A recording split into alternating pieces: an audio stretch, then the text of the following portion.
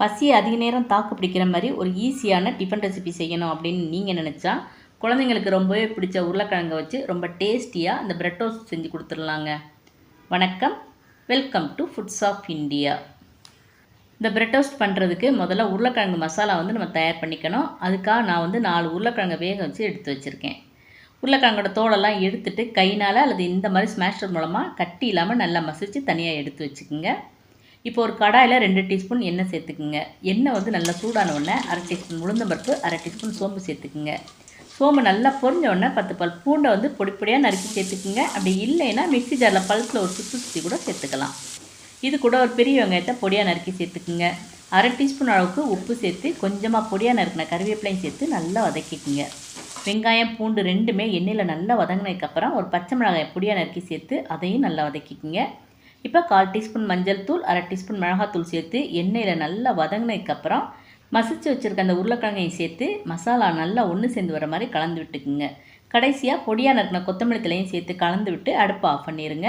இப்போ இந்த உருளைக்கிழங்கு மசாலா தனியாக ஆற வச்சுக்குங்க. இந்த பக்கம் ஒரு கிண்ணத்தில் ரெட் சில்லி சாஸ் அப்புறம் டொமேட்டோ கெச்சப் ரெண்டையும் சம அளவு எடுத்து நல்லா ஒன்றா கலந்து எடுத்து வச்சுக்குங்க. இப்போ நம்ம டோஸ்ட் பண்ண ஆரம்பிச்சிடலாம். அதுக்காக நான் 2 பிரெட் ஸ்லைஸ் எடுத்திருக்கேன். இப்போ பிரெட்டோட ஒரு பக்கத்தில் நம்ம கலந்து வச்சுருக்க அந்த சாஸை தடவிக்கணும். நீங்கள் இதுக்கு பதிலாக புதினா சட்னி அல்லது ஸ்வீட் சட்னி இருந்தால் அதை கூட இந்த மாதிரி பிரெட்டுக்கு மேலே தடவிக்கலாம். இதுக்கு மேலே உருளைக்கிழங்கு மசாலா ஒரு பிரெட்டில் மட்டும் சேர்த்துக்குங்க. இந்த மாதிரி ஈவனாக பரப்பி விடுங்க. அதுக்கப்புறம் இன்னொரு பிரெட் ஸ்லைஸை வச்சு கவர் பண்ணி எடுத்து வச்சுக்கோங்க. இதே மாதிரி உங்களுக்கு தேவையான அளவு பிரெட்டை ரெடி பண்ணி எடுத்து வச்சுக்கோங்க.